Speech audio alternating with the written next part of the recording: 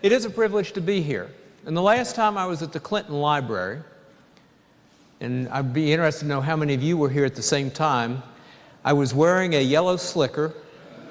I was outside, I was cold, I was miserable. It was a privilege to be here, yes, but I just wondered how quickly can we get inside? How quickly was it 4 or 5 presidents wrap this thing up, and can we get inside? But what a wonderful event it was that day, and momentous, and as what it has turned into as well. So in my remarks, what I'm going to talk about, and incidentally, I want to thank everyone for coming out, and I know a lot of you are practitioners. You're teachers, you're educators, you're principals, you're administrators, you're school board members, and it means a lot that you're here. And I want to thank you for what you do. Because you are the front lines of the information age economy. And there's so much that, in some ways, that Arkansas and my state of West Virginia, although my family and I are presently in Washington, D.C., but there's so much that we share in common. And one of the things we share in common is, I want to tell you about the first race I ever ran for governor, in old war stories, right? First race I ever ran for governor, I lost. I was age 16. And I was at Boys State, the camp run by the American Legion, and they have a mock election. And this is 1965.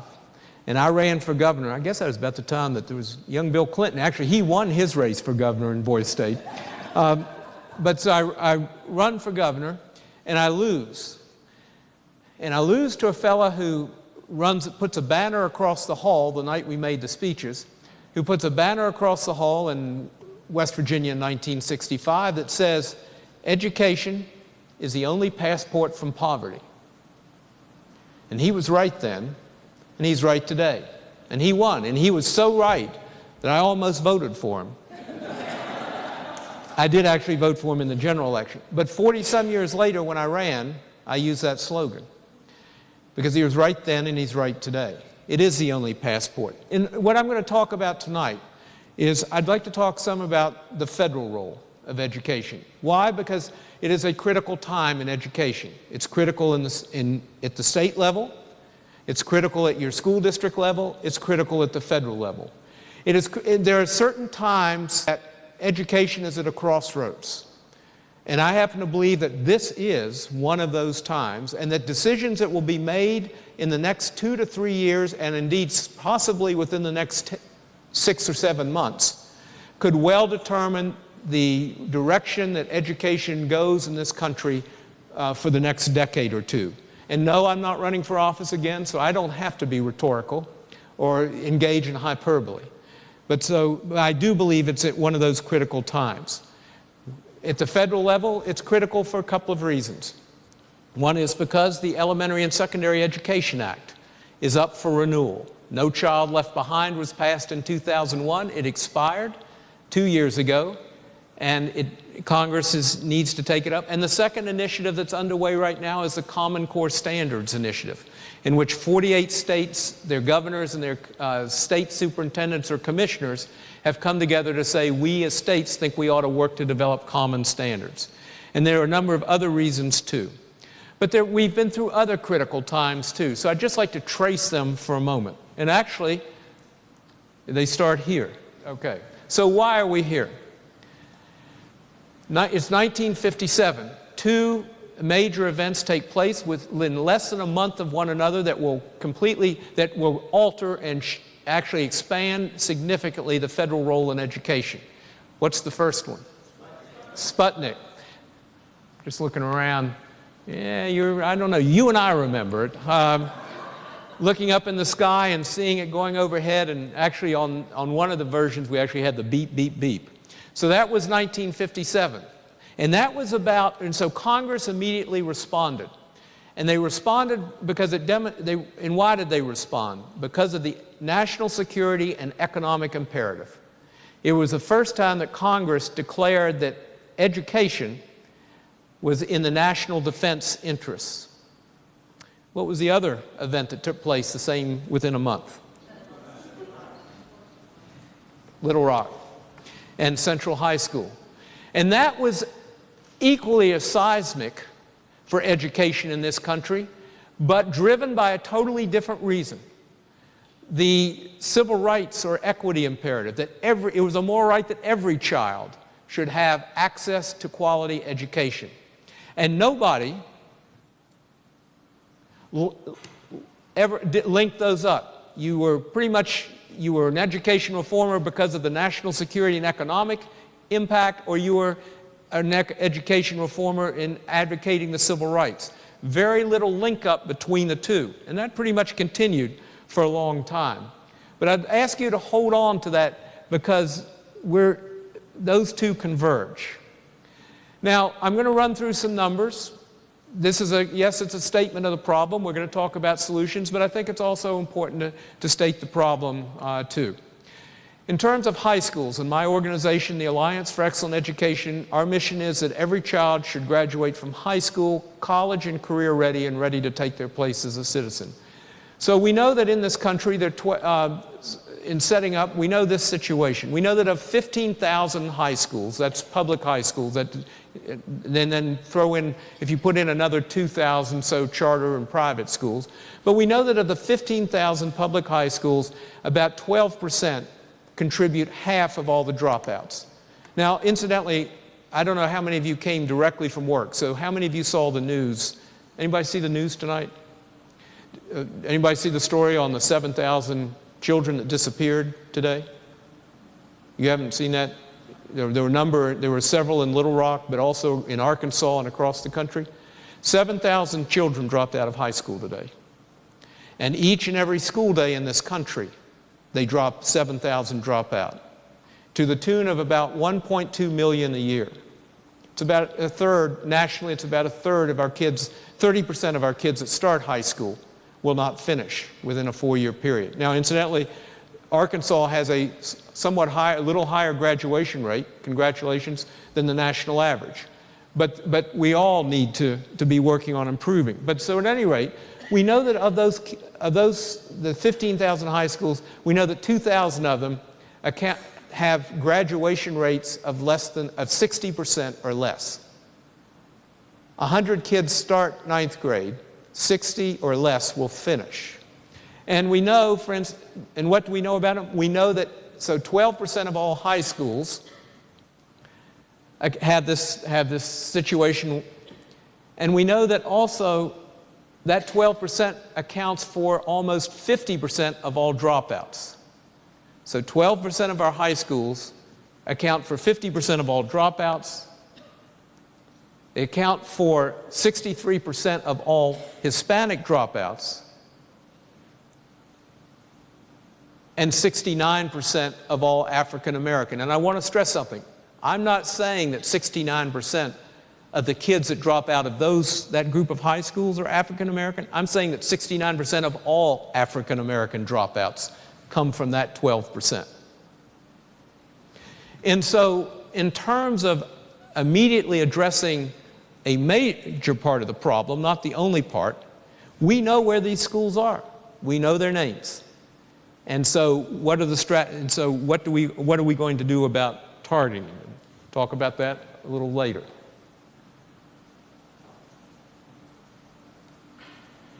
So let me quickly go over graduation rates.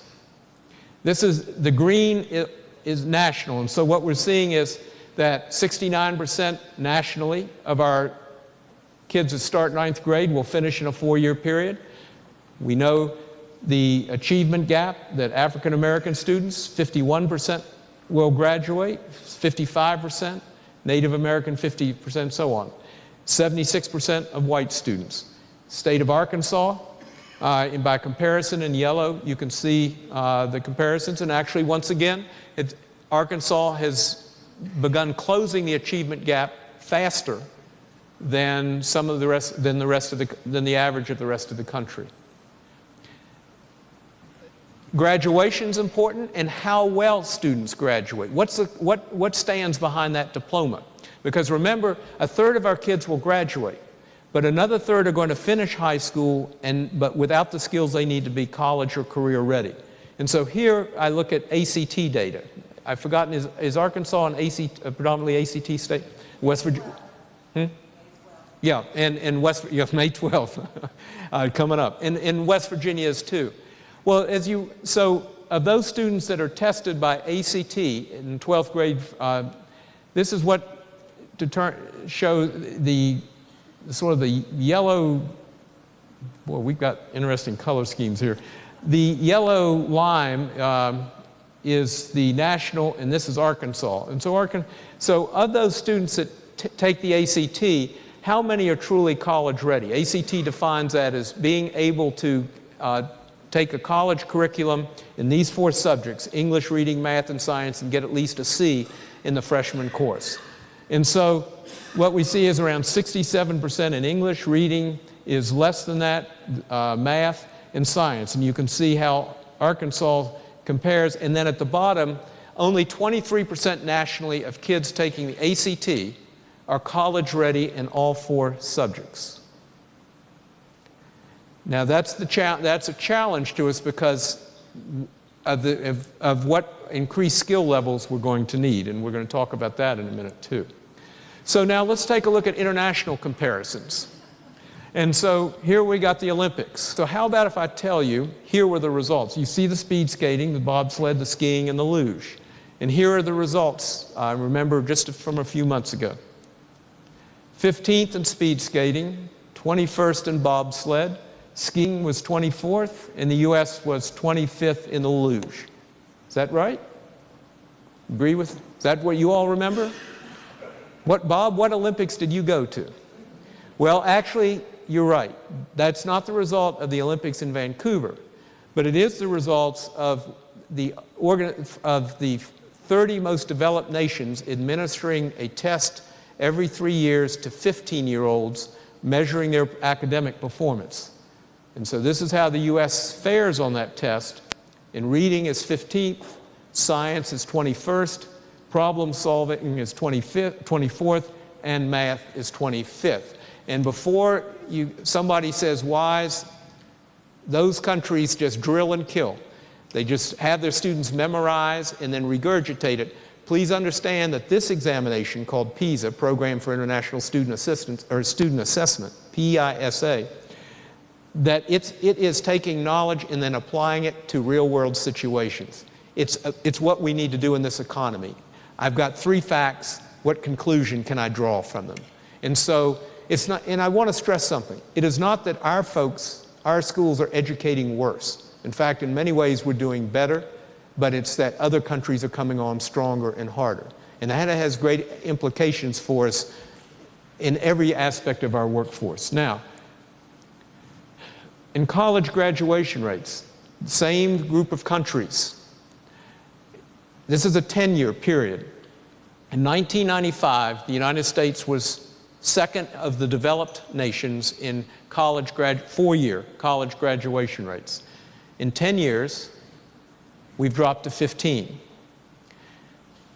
If I put 2-year rates up, community college, Associate of Arts degree, that our number will be 2 to 10.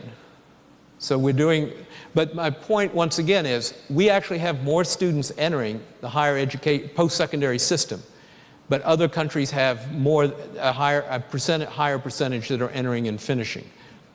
This has great ramifications for us once again. And I want to talk for a second about the federal role.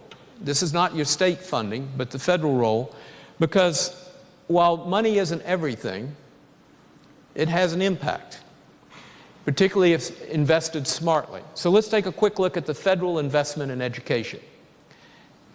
This is the line that you just saw. Oh, thank you. The line that you just saw go up is pre-K to 6, and it's about $20-some billion now. And it's Head Start, it's Title I, but you can see where that amount. So that's pre-K to grade 6. This is higher ed, and this is guaranteed student, these are not student loans, but it's direct student assistance, Pell Grants, scholarships. If you did student loans, we'd probably be up to the top of the ceiling. So you can see roughly what the federal investment is, and we've been making gains, incidentally, in pre-K to 6, and we've been making, in our higher ed system is still, is considered much vaunted, one of the better ones. Now, how are we doing in middle and high school? Can you see it in the back? That's my point. You can't. Because in where it was, we're running around $2.3, $2.4 billion in investment in our middle and high schools. And then we wonder why it is that we begin to see the drop-off. Incidentally, I can take, remember the ACT data? I can take ACT scores, because remember ACT tests in the 8th, the 10th, and the 11th, and the 12th grades, or I can take the national report card, the so-called national report card, the NAEP, National Assessment for Educational Progress, and I can overlay that, and I will show you over 30 years of both sets of data, NAEP and ACT. I will show you where we're making gains in the 4th grade in reading and math. They begin leveling off in the 8th grade. This is over 30 years. And by the 12th grade, they're back to where they were 30 years ago. And so while money isn't everything, it does have a correlation. And so I don't want to take 1 penny from here, and I don't want to take 1 penny from here, and I'm not even arguing to put it up to here. But what I am saying is we've got to make sure we invest smartly. I had the privilege of serving in both the Congress and as governor. And there's one thing that I learned, and I incidentally did it reverse of most. I was in Congress first, and then I went back home. And I learned that as governor, I had to do something I'd never done in 18 years in Congress. I had to balance a budget. And so I know what it is. So I'm not interested in simply spending more money to make a dysfunctional system more expensive. Got to think about that one for a second. But I am interested in making strategic investments that make a difference. Now, and finally, this actually does get more optimistic, don't worry. But this is also what, in terms of the federal role and why it's such a critical time for the federal government as well as the states, this is what states are looking at. This is percentage of revenue increases to all states over the past, during the last up to 2008. So you can see that states actually, if you're above the line, the states were above the line, which meant that their revenues were increasing. 2006, all states combined had about a 3% revenue increase, and so on. Now we come to 2009 and 2011, or 2009, 2010, our current year. That's when the bottom began to fall out for states. Now that looks pretty bad, doesn't it? Just remember something. That's with the stimulus package from the federal government included. $787 billion that went to help prop states up. And so now what happens when the stimulus package expires on September the 30th of this year, just a few months away. This is a projection for all states. So if you're at a state board of education, if you're at the school district level, if you're wherever you are, this is what you're looking at. And in terms of revenues in the future. Now, once again, every state differs from this. This is partly skewed by California's extreme budget situation, but every state is there. Now, I want to get a little more optimistic. So that's the current situation. But what happens if we begin to make changes that really move the needle on education? That we greatly improve the number of kids graduating from high school, and that we also improve the number of kids getting a quality education that moves them on into post-secondary and beyond. So this is what we begin to see. If you cut the dropout, this is at the national level, and then I'm going to get to Arkansas in just a minute. If you cut the dropout rate in half in this country, a conservative estimate done by a group of leading economists across the country is that cut the dropout rate in half, and it would mean $45 billion more in annual tax revenues and savings to the federal government alone. Now, at a time when everyone's focused on the federal budget deficit, if I could bring you $45 billion a year, and incidentally, what will that cost? It will cost about $5 billion a year. I can't get that return anywhere else. The only person who tried it was Bernie Madoff. And this one's legit. So for roughly $5 billion a year, which is what is estimated that would take to cut that dropout rate in half in this country, this is what we'd realize. But let's also realize some of the other gains too. The economic impact on Arkansas with its current dropout rate. And incidentally, the Alliance does this for every state. And so if you're interested in comparison, please just go to our website, Google Alliance for Excellent Education. But let's take a look at Arkansas. The class of 2009 that dropped out, if they all crossed the commencement stage, it would add $2.8 billion in additional wages over their working lifetime. $2.8 billion. And household wealth would increase almost $1 billion. And incidentally, household wealth doesn't include the house. It includes bank deposits, everything else. It does not include real estate holdings. In terms of health care, we know that dropouts will have a much higher incidence of health care problems. They're not going to, and so for a lot of reasons, in terms of your Medicaid, taxpayer-supported health care would be about $93 million in savings. And remember the kids that graduated but weren't college ready? So they had to take, when they go to community college, they have to take a remedial course. We know that if this is a conservative estimate, that would save $23 million a year if you didn't have to remediate 42% of the kids going into community college. So you can see there's a direct economic impact, but there's another one for Little Rock. But as they say in one of the old there's more. Working with State Farm, we had a grant to do an analysis of the 45 largest metropolitan areas, and we expanded it now to about 90. And we looked at Little Rock. This is a Little Rock metropolitan area, so it's Little Rock plus surrounding counties. If you cut the dropout rate in half in Little Rock, by the time that group is fully moved into the workforce, and it'll be a few years, but they will add that one class alone, 2009, you turned half of them into graduates that were going to drop out. They're going to be putting in another $13 million into the local economy through their wage earnings. 50% of them are going to go on to some kind of post-secondary. So you just took a child who was going to be on the streets and you put him into a community college or a four-year program or into some kind of post-secondary. And incidentally, job growth, first of all, we assume that all of these graduates are going to be working. They in turn, remember the 13 million, they are going to generate additional income, and the additional income in turn is going to produce another 100 jobs. Now, I saw in the paper today where the governor, proudly and rightly, and the senator and others, announced a new expansion of 100 jobs. And there's nothing that, in an economic recession, that a public official wants to be able to do more.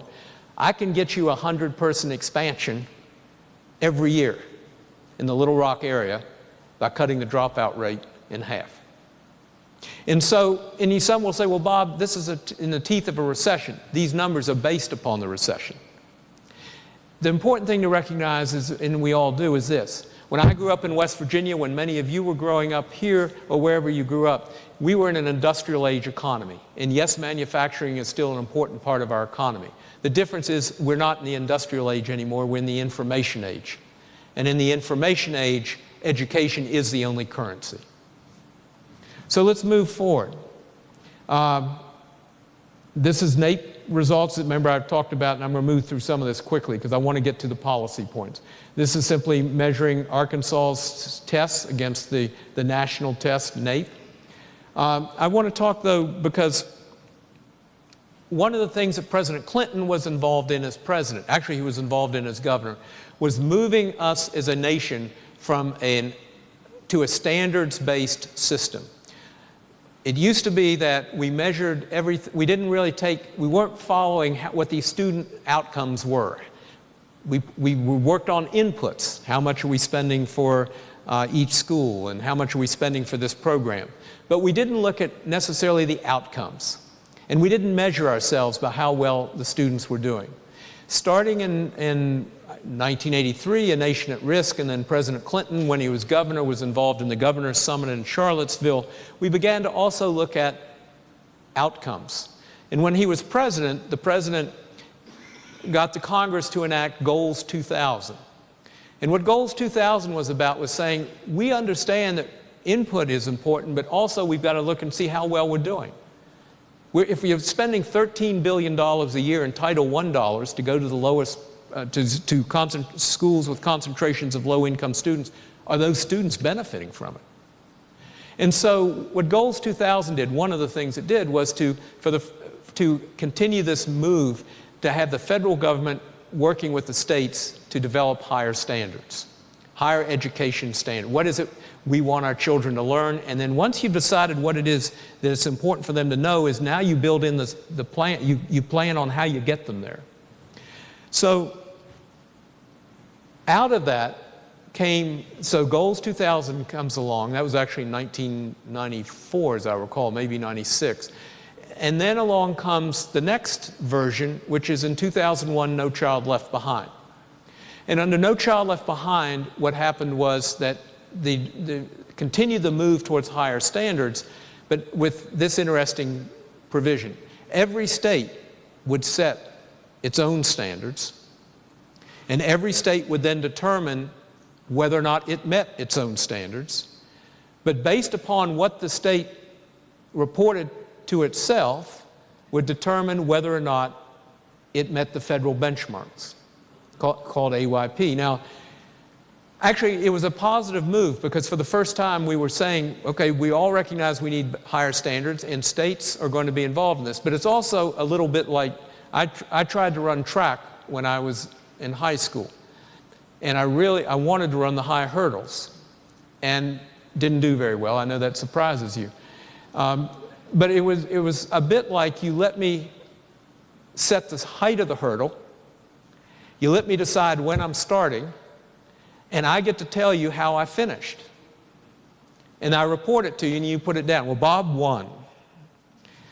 Or he came in second. He says he came in second. So what is happening then is that a number of states, 48 to be exact, have come together and said, we believe that it's time that we work together as states, not as a federal government, but as states, to develop common standards in reading and math. So that all of our children, whether they're in Manhattan or Montana, all of our children in reading and math are being taught to the same high standards that are internationally benchmarked, and that we can look them in the eye and say, we're giving you the education that you need. And so that's the Common Core Standards Initiative is underway right now. And I just want to turn, because I've got Arkansas and Alaska, and the only reason I have those two is because I love alliteration, and those are A's. It could also be Alabama. But Arkansas, so Arkansas was one of the 48 states whose governor and chief state school officer, commissioner, signed an agreement about a year and a half ago saying that they wanted to participate in the process. Didn't commit Arkansas to the final adoption, but wanted to participate. And the process has moved along so much so that indeed those standards will be released, and then Arkansas, probably at the end of this month, and then Arkansas will begin to decide whether or not it wants to adopt. But Arkansas is but I do want to note some things on this. Arkansas is among 31 states that has already aligned its high school grad standards with college and career expectations. The Common Core Standards in reading and math start with what it is that you expect a student to be able to know or to do in order to make them college and career ready. When they graduate from high school, what's the standard? And then you go down each grade, down to K, setting that as you walk backwards, how it is you get to each step. Arkansas, as I say, is one of 48 states that's participating in the process. The State Board of Education has stated that it has a goal to adopt the Common Core Standards by August. Arkansas is one of 15 states currently already administering a joint Algebra 2 exam. It's a way, 15 states coming together to save money on one test, developing one test, and then 15 states each spending independently. And Arkansas is also one of 40 states that's talking about competing for federal dollars, $350 million, to develop a common assessment around these Common Core Standards. Once again, the states combined spend about $1.3 billion a year on assessments. Each is developing its own. How much economies of scale can we develop? Excuse me, I just saw the nicest T-shirt back there. Thank you. You get your question answered. Anybody who comes in wearing a West Virginia shirt, go Mountaineers. And we made it to the Final Four. But Arkansas is one of 40 states that's working with other states to develop common assessments. I'm going to quickly move through this. There's some other benefits to the Common Standards movement because it permits development of all types of high-quality materials. It doesn't require Arkansas to adopt anybody else's assessment. Arkansas will set its own curriculum. Arkansas will set its own professional development. But once you've got a common set of standards, then you can work together with other states to develop the tools that you need and save resources on it. Because every dollar you save on assessments is a dollar that can go into the classroom. So I mentioned that's Common Core standards, but I mentioned ESEA in the Elementary and Secondary Education Act. So the second thing continuing along, what President Clinton in the Goals 2000 set us in motion towards in the Common Standards movement was, as we move towards NCLB, was also what's the federal role in intervening to help states with certain unique situations. NCLB was an attempt to set higher standards, but also to direct some federal resources. I would argue No Child Left Behind that it did have some success. Because it required us to account, and because it required us to use data in a meaningful way, for the first time it shone a light on all of our students. And whereas once we were able to say, look at a school overall and say, good graduation rate, they're doing relatively well on tests, now we had to account by economic income level, by race and ethnicity, by special needs, and by reading, English language learners. Let me give you an example. I'm governor. I occasionally would drive up on my own to our son's high school because it was one of the few times I could get some quality time, and I'd pick him up. This is in Charleston, West Virginia. His high school is considered to be one of the top probably in the state. So I go and I pick Robert up. This is 2002. And he comes out, and he walks across the parking lot, and he's got a wry smile on his face. This is the first year that NCLB, AYP ratings are out. And he comes out and he says, well, Dad, congratulations. And I said, well, why is that, son? He said, because we just got word that we did not make AYP. And I look over his shoulder, and I see in big letters across the school wall proudly, National Blue Ribbon School of Excellence. Now, why didn't they make AYP? It was because one of the subgroups in there wasn't achieving in the same way that everyone else was. And for the first time, we had to confront it. And so that was the benefit of NCLB. But having said that, NCLB also lacked flexibility. It tended to focus more on sanctions than support. And it also, when it gave support, didn't give you the flexibility you need. Give you an example. So we've got a high school that's not making AYP. It has two options. Choice, that is sending kids off to another high school, but if you're in 75% of all high schools in this country, you're in a single high school district. And the second one was tutoring, which has had a mixed result at best. And then finally, the third thing is because high schools, remember, No Child Left Behind is based upon federal funding going to that school, Title I dollars, basically. And only 10% of Title I dollars end up going to high schools. 25% go to middle schools. I'm not arguing with the distribution because it's important to build a strong foundation at the early grades. But if you don't continue it all the way along, and then you have a process that says you're not in compliance, but incidentally, there's nothing for you to fix it. And so No Child Left Behind, I think, had some useful purposes, but it's expired 2 years ago. It's been 10 years, and it's time to change. I liken it to when I was very proud of the fact that 10 years ago, I found something unique called a compact disc. Well, today, No Child Left Behind is a compact disc in an iPod world. And so it's time for an upgrade. And so that's what the importance of and what's the federal role going to be? So let's quickly rehash. Declining state revenues. Continued imperative in both the civil rights or equity and economic initiatives. Growing skill level needs in all of our jobs. Economic security as well as national security as well as equity imperative. So that's what ESEA has to be about. And the importance of doing Elementary and Secondary Education Act now in Congress is because if you wait another year, No Child Left Behind the doomsday machine keeps rolling. You keep playing that compact disc. Nice. I like, you know, I like Rolling Stones however I hear it. But it comes across a lot better on the iPod. And it's all, and so it's essential we upgrade. So there's a schizophrenia, and finally there's this. One of the things that the Obama administration, incidentally, Common Core standards started long before this administration. It started 5 years ago in Raleigh, North Carolina, with former Governor Jim Hunt, and there's a Republican and Democratic governors joining together. But the Obama administration, in its stimulus package, has a number of initiatives that have gotten states to move, Race to the Top, innovation grants, and so on, that have got states, to assist states make the changes that are necessary to make. Provide more flexibility at the local level, at the school and local level, for instance. Turning around the lowest performing schools.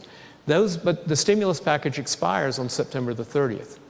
If something isn't done, those requirements and programs expire, and we're back under No Child Left Behind as the only vehicle for overall education reform. The importance of getting ESEA.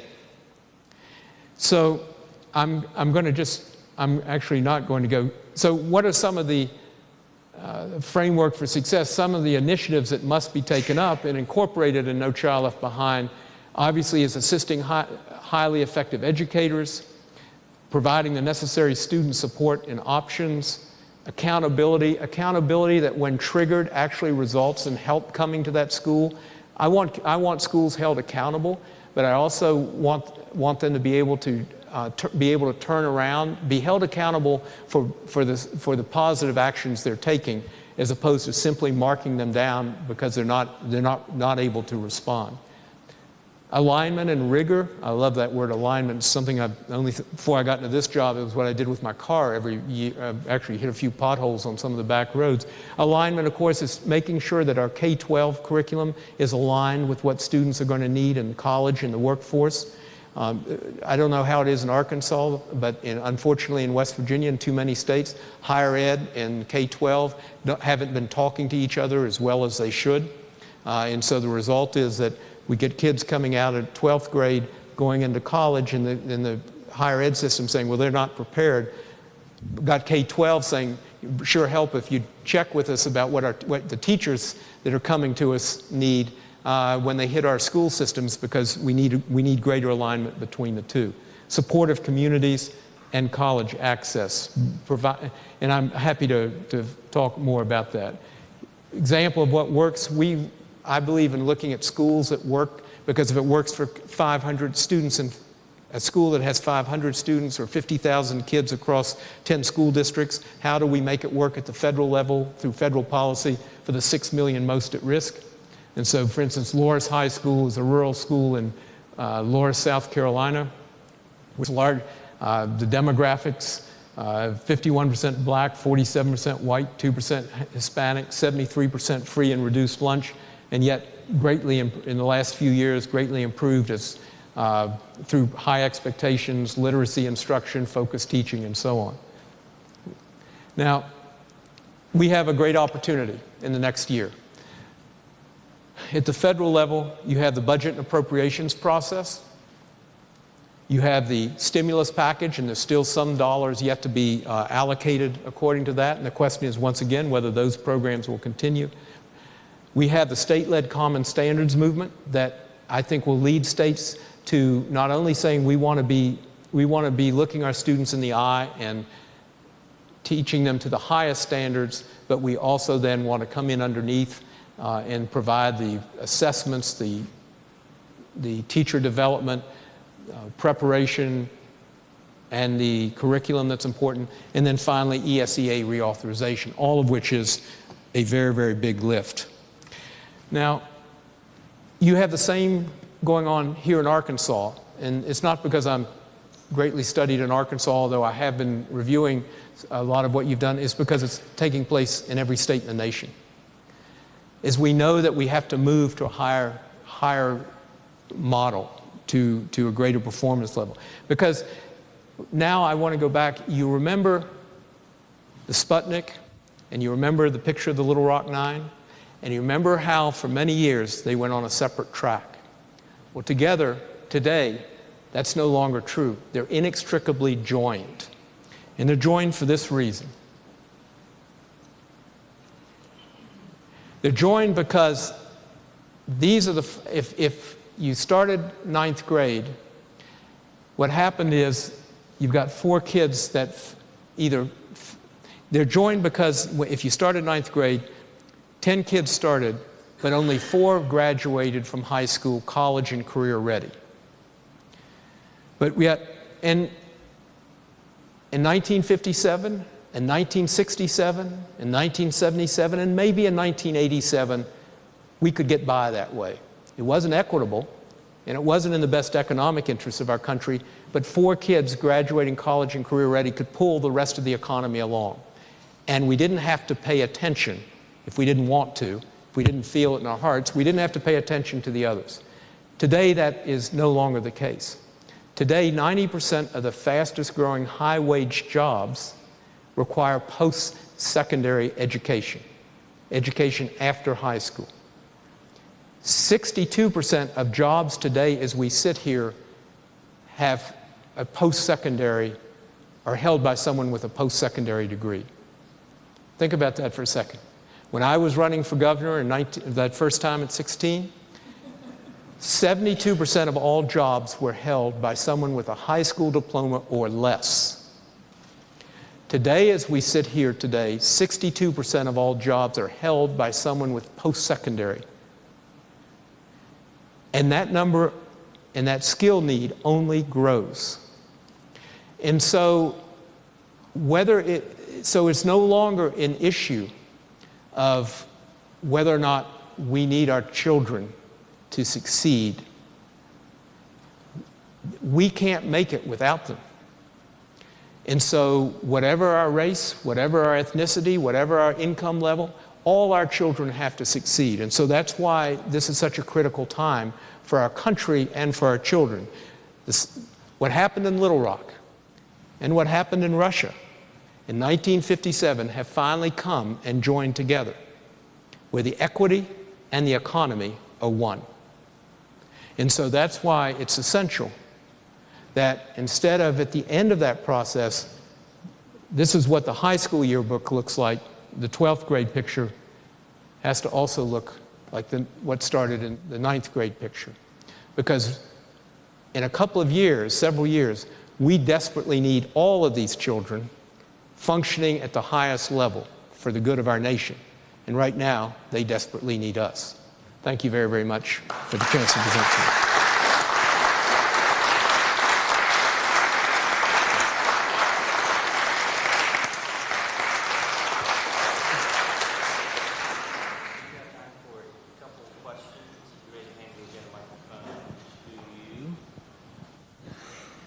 One that works right here. Here we go. You say that there is a urgent, it's within 6 or 7 months that we should act, but what is the probability that it will actually be reauthorized given the election season and the upcoming upcoming presidential election after that? What's the likelihood that through the political speeches, real action will happen? It will happen if we demand it happens. And I'm one who, it's an excellent question, and it is one that is asked in Washington. Folks are constantly, I don't know if we can do it. The answer is we have to do it, and it can happen. It can happen for this reason. If everyone understands that No Child Left Behind is no longer a suitable instrument, And if our elected representatives, Republican, Democrat, whoever they are, hear that message loud and clear, the ability to act is there. First of all, education has been the one issue in Washington that has tended to be bipartisan. No Child Left Behind was a bipartisan bill. The Higher Education Act, all of it has been bipartisan. Terribly toxic atmosphere in healthcare, energy, environment, you name it, immigration, and so on. Education is the one area that has been bipartisan and has so today remained so. Second reason is for all the reasons that I just mentioned, which is that if we don't act, then No Child Left Behind keeps rolling along. And an imperfect, very imperfect device. And third is, I was an incumbent in 1994, which was a terrible election season for incumbents. For those of you who haven't run for office before, there are times that when you run for office, you do not put re-elect on your bumper sticker. I didn't want anybody to know I'd ever been in Washington, and I was going to fight those folks, even though I'd been there since 1983. And so this is one of those seasons again, and the atmosphere for incumbents is even worse, driven by the blogosphere, driven by frustration, driven by a lot of things. The one thing, if you're an incumbent, you want to be able to do is to say, I got something, I'm going home with a win. And the win can be for our children.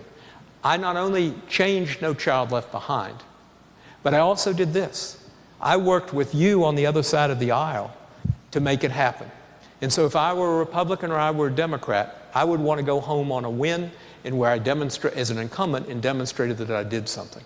And so that's why I fear greatly that if it doesn't pass in 2010, then the factors that you mentioned, you get into a presidential re-election campaign and it gets even harder to do. So that's why I think it's essential, and I think it can be done. And incidentally, every step so far has been met. And I've got it's like a dance. Anybody take dancing lessons where they put the steps down on the floor? Well, I've kind of got a legislative dance map on what needs to be done and the dates that need to be made for ESEA to be done. And so far, every step has been made. Anybody else? Yes, sir. No.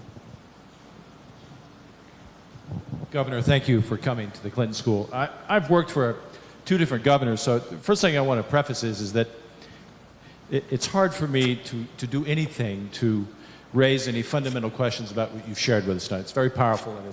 But one of my mentors was Ted Sizer, and Ted used to talk about the silences in our discourse and our debate about particularly secondary school education. One of the graphs you put up there showed Finland and a lot of the across the top. Well, one of the reasons for that is because after the fall of the Soviet Union, Finland invested heavily in professionalism of their teachers. They also made sure that no high school was much larger than 500. They also created a federal structure that provided a lot of top support, but a huge amount of flexibility for the professionals closest to the kids. Yep. So that's one of the silences. And therefore, how we keep school is doesn't seem to sort of muster up to the level of energy that national standards do. Of course, a great fear I have, I hope my educator colleagues share that, is that the national standards get focused on because that's where the tests are going to be. So this first silence is really how we keep school and how we think about how we organize knowledge in this 21st century. The second silence, I think, is what we know about the noggin. Cognitive science is almost vacuous from our conversation about how kids learn, suggesting, as you suggest, personalization. All I'm suggesting is if we look to the feds to solve these issues about how we engage kids deeply, how we think differently about how we organize kids and knowledge. The other fear about standards is that in the 19th century, we know that knowledge doubled about every 200 years. Now we're looking at knowledge doubling about every 7 years. In 20 to 50 years, that could be like every 60 days. So asking kids to sort of, again, have this banking notion, there's an accumulated body of knowledge that we want every kid to know. It seems to me more powerful would be how do we organize schools that are imaginative, that engage kids deeply in problem solving, in project-based stuff, where they take algebra and actually apply it to a problem. Yeah. So all I want to do is to be a problem that I never used to get to do when I advised 2 other governors, is to say, this is wonderful, but there are some profound silences that we need to attend to that frankly are quiet in our conversation. Well, if we had another hour, I'd be happy to fill the void. But you raised very important issues. Finland, very quickly. Finland, yes, successful model. So is Canada. So are a number of nations. What is it that model do they have that helps make them high performing? And what is distinct about most of the high performing nations is they have the same model. And the model is they have a set of common overarching standards that they've agreed to, and some, whether it's as a federation or as a national unit, but they have a common set of standards. But exactly what you said is they have great autonomy and flexibility at the school site in district level, so that that principal and the teachers in the building can actually have the freedom. But then they also have something else. Flexibility also means accountability. And so that you're constantly being measured, which is good if you're using data right. And so that if something begins to slip, then there's fast intervention. You don't get to the most extreme part of No Child Left Behind for at least 5 years. And incidentally, when you get there, you have very limited resources and flexibility. So common core standards that set the goal. A lot of flexibility on how the Arkansas curriculum will be different from the Miami curriculum, and then quick intervention. Second is knowledge doubling. You're absolutely right. You can't keep track of it. But what we ought to be doing is, how absurd is it that we lock our kids up in a room with a 3-year-old, if we're lucky, textbook, when they can get more current information on their cell phone? And so how is it that now, as a strategy, we encourage our educators to be able to adapt and to apply technology and other skills as effectively as they can? You mentioned the different way that children learn. I mean, we can't run schools with one size fits all anymore. And so you have to have good data that is your friend, not necessarily looking over your shoulder to see whether you're going to get sanctioned. Good data that assists the teacher on an hourly basis in terms of the classroom, assists identify problems, early warning indicators. Is that, for instance, starting in the 6th grade, you can, if you identify the child that's got a declining growth or GPA, more than a certain number of absences, certain number of discipline problems, failing in 1 grade, that's an early warning indicator. Now, we all know that, a good teacher knows that by instinct, but the ability to immediately catch it and intervene, that's what's critical. So helping with data systems, and finally, once again, that respond to how children learn. Depending on whom you talk to, there are 3 to 8 different ways that kids learn. It's not about, today it's not, I heard an earlier speaker, I liked this analogy, he said you used to come in to buy a tractor from him, and he showed you the yellow tractor, and you got your choice, that yellow tractor or that yellow tractor. Well, of course, today, we know that our kids learn in different ways. They respond in different ways, and they need a personal graduation plan, particularly those most at risk, on measuring their strengths, their challenges, and how we're going to get them there. And so that has to all be part of it, too. Federal government should not be, incidentally, while I think there's a very strong federal participatory role, I don't want the feds running the schools. What I want the feds doing is identifying where it is that there should be federal assistance in providing data systems, in helping as the states adopt common standards, perhaps the feds can pay for it. And incidentally, you referenced something, I think this was part of it. The federal government also ought to be involved in providing the best possible research. I don't know about the state of Arkansas. I can tell you about West Virginia. In a tough budget time, we're not doing a lot of education research at the State Department of Education in the state of West Virginia. First of all, we're small. Second is we don't have any money. And so somebody needs to be doing the research that helps us develop best practices. And then we're doing the research and then let us do the best practices. And so that's in the dissemination of that research. So that's certainly a critical federal role, I think, as well. Yes, sir. One of your big challenges, I think, is reducing the dropout rate. Those of us in education have been dealing with this, myself, 40 years. Where's the silver bullet? I mean, you talk about reducing it in half. Where are the strategies? Where's the research base that we can go to and put our finger on it and say, if we do A, B, C, we can at least begin to reduce the dropout rate. Well, you're an educator for that long, then you know there's no silver bullet. But I do believe that there's been a significant amount of research developed, particularly in the last 10 and 15 years, that is now coming online. I mean, once again, our early warning indicators, those schools that are able to work with their social service, I mean, kids don't wake up one day and say, I'm dropping out. It's a process that takes a number of years. And so identifying those early warning indicators, working with them on an academic level, a number of schools also, whether they're working with a program called Community in Schools or others, are trying to identify what are the needs, the environment that the child's coming from, what can be done to assist there. And